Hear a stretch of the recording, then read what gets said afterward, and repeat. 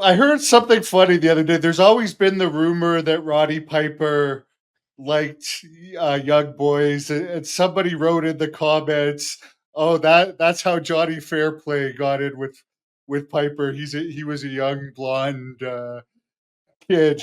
Could you address that rumor? I never saw Roddy with a younger male. There was he always had weird assistants.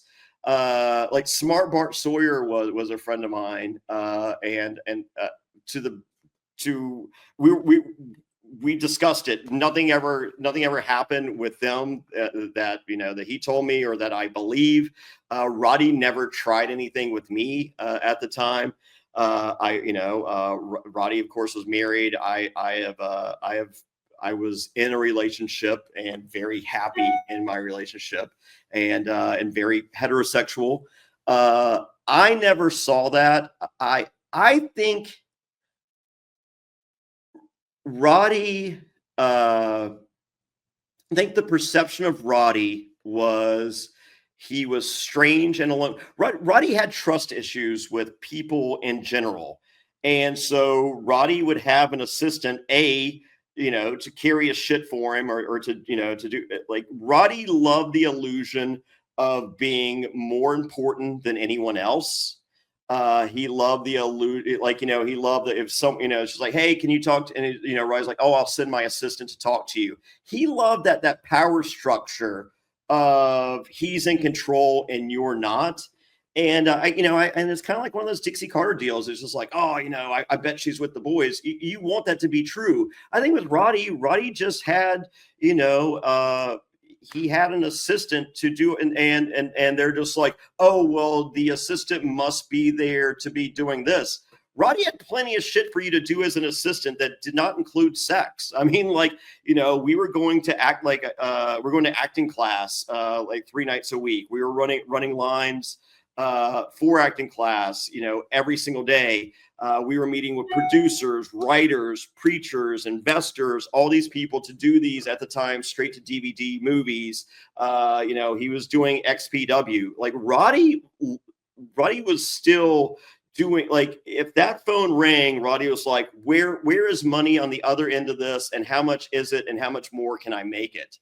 And I think that's what a lot of people don't understand. Like, Roddy Piper wasn't The Rock, but Roddy Piper was as close to The Rock in terms of all the potential money things he could do versus, say, Elias.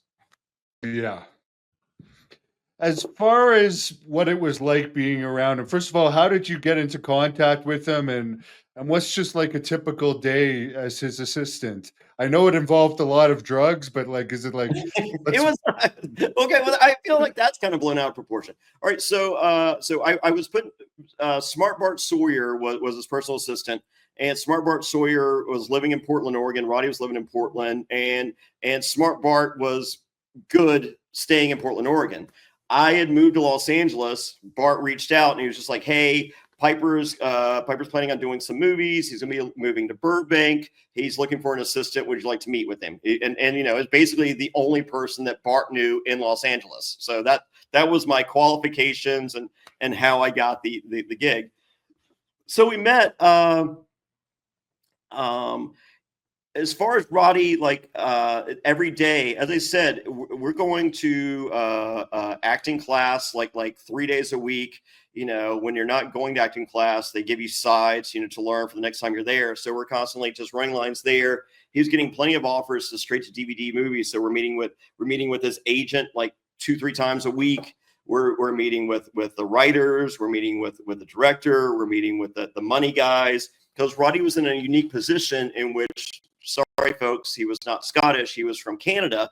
So if you, at that time, if you put Roddy in your movie and made him a producer, executive producer, whatever, just gave him a producer credit, Canada would give you tax credits towards production of the movie.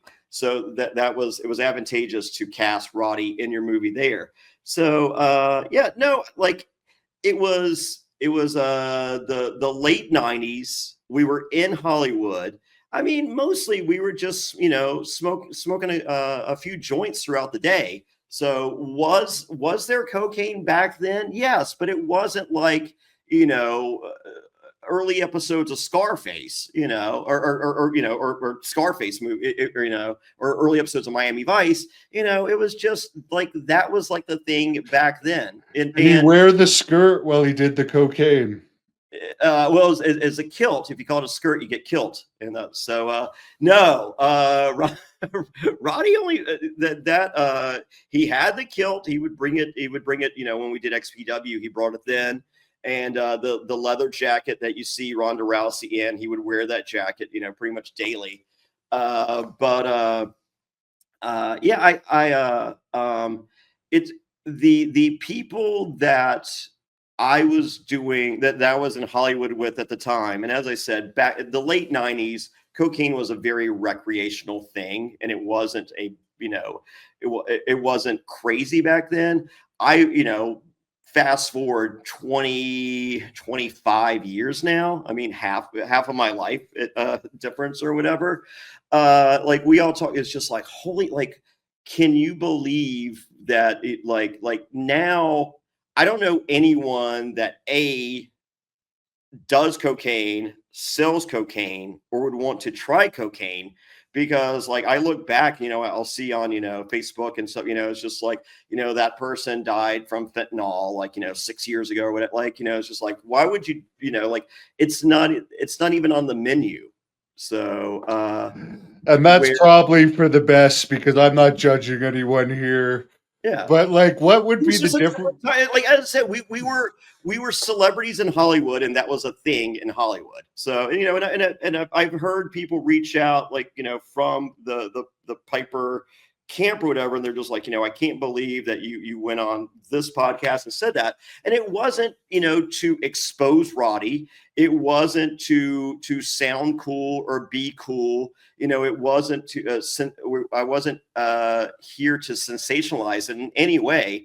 It's something that Roddy discussed in interviews, so I didn't feel it was out of school. It was something that he has brought up in the past, and it was the past. So I mean, like, the stories that I told of, very little, just like that was kind of the thing, recreational to a limited degree in the late 90s. The stories Roddy would tell of Studio 54, like, like those are the stuff that the stories of which legends are made, with Andy Warhol and all, and all these people doing copious amounts in the 80s.